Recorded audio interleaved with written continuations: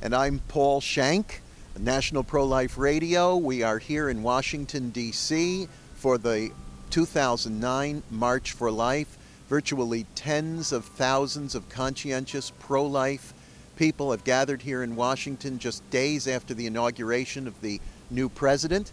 And we're actually here on a rooftop over Constitution Avenue in Washington, and joining me is Burnadette Gietka, who has founded Mary's Fund that has done so much to advance the cause of life and to promote the gospel of life here in Washington and around the country. And it's her foundation which has helped us to launch National Pro-Life Radio, both the radio and the video version. Burnadette, welcome to Washington and the March for Life. Thank you for your work with Mary's Fund. Will you tell us just a moment, while the marchers are assembling behind us, how Mary's Fund came into being, how that story of how the Lord inspired that in your heart? Well, it's mainly dedicated to the Blessed Mother, of course, who is the person that we look to all the time to help the unborn children who are being killed every day, the basic model of motherhood.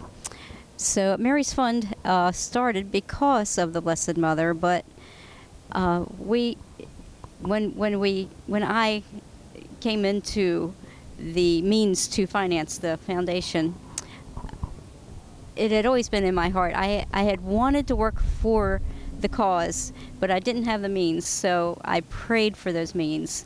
And when my prayer was answered, then the foundation came into being so that it would further the cause and hopefully win the cause, because that was my prayer, that we actually get to the point where we win and not just all these people fighting each little battle with all their passion and all their hearts. And I just prayed constantly that success would come to those people at this point. Well, I should say that Dr. Gietka was honored today in the U.S. Capitol. The brand new visitor auditorium, which was opened for the inauguration of the new president.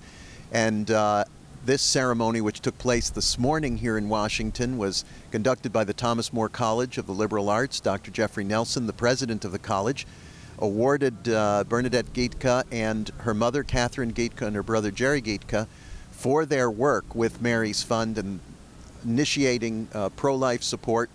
Awarded them the Doctor of Humanities degree right here in Washington. In fact, we don't have a camera.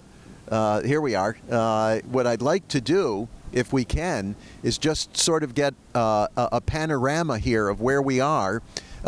Starting down here, you can see over Dr. Gietka's shoulder, you can see the Washington Monument.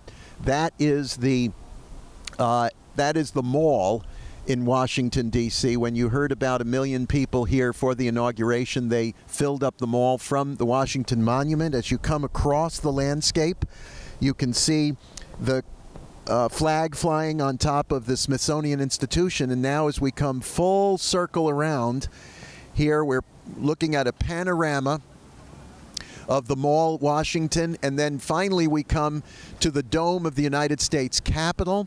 And there, just below the flags that you can see flying there as essentially bunting between the original columns of the Capitol, you can see where the inaugural took place. And then just beyond that is the Thomas Jefferson Building of the Library of Congress. And then finally, at the very end of our panoramic scene will be the pillars of the United States Supreme Court building. And there, just beyond, where you can see Steve Perutka is here, the founder of National Pro-Life Radio, radio you can watch, and you're watching now on National Pro-Life Radio. You can see the United States Supreme Court, and this is going to be the full parade route for the March for Life. Now, Dr. Gietka, there is a, we don't know how many are down here, maybe 100,000, maybe 150,000 people. They come out in the cold. Today we're blessed with sunshine. It's a little warmer, I think, up here than it is down there where the sun is shining. But Is this, am I to understand this is your first time at the March for Life? Is that right? That's right. All right, so give us just a little bit of your impression as you see the people gathering. You can hear the music. You know the bishops and archbishops and cardinals are here, and they're going to march right up to the Supreme Court where the infamous Roe v. Wade decision was handed down in 1973 that robbed unborn children of their personhood and of protection under the law. Yes, it's I think that everyone should have this experience in their lifetime. And if there's just nothing more important that you could possibly be doing today or any day of your life than come down here and demonstrate to help save the lives of little babies. My experience is, for the first time seeing this, is, well, a little bit of why wasn't I here before, and what was I doing, that I couldn't put my time and my energy into coming here and participating in the most important decisions of the day and to help save these babies. The people down there are putting their hearts and souls into this walk. They're showing that they care.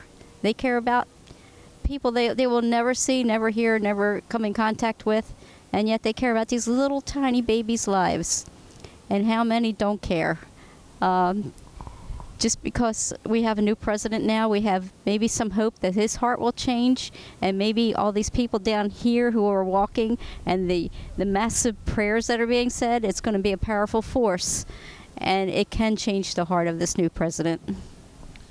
Well, that's certainly our prayer. Just before we began, we're waiting now for the march. We're hearing sirens, and that usually tells us that the marchers are about to take over Constitution Avenue. And as you can see, there's no more traffic now. Just minutes ago, these were busy Washington streets, and you can see how efficient the police are. They've cleared all of Constitution Avenue in just moments of time. So all the traffic now is cleared off of Constitution. That means that the parade route is wide open, and they'll be coming right here along the side. You'll probably get the best view of the march. I don't want to mention any other media that's here in Washington, but we don't see any here at the parade at the beginning. So we're going to see these marchers come right out onto Constitution Avenue. But as we do, what we're going to hear is we're going to hear the wonderful music. We're going to see the marchers right up in front, Dr. Gietka, are going to be the Silent No More women. These are women who regret their abortions, and they now have the courage to tell their stories. And who can argue? Who can tell these women that they should be happy about what they did? They tell their story, and they're going to tell it openly.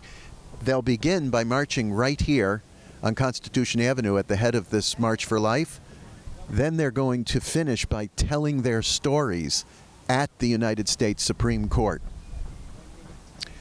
And so what I'd like for us to do, just as we see this march begin here, is we were having a word of prayer just before we went on the air, and we were asking God to preserve and to protect our country and to transform it.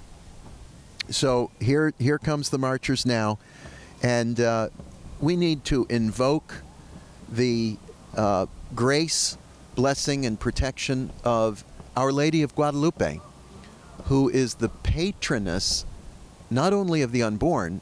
Pope John Paul II made her the patroness of the unborn, but patroness of the Americas. And so she is the patroness of our country. And we need to invoke her manifold graces and blessing and protection for the preborn, for these marchers, for all pro-life people who are working to protect the lives of the preborn and the family. Our Lady of Guadalupe was made patroness of the Americas because of the miracles in stopping the bloodshed of the ancient Indians in South America, and we need for her to help us end the bloodshed of the preborn. So we ask Our Lady of Guadalupe, patroness of the Americas and patroness of the unborn, to pray for us. We're going to break now.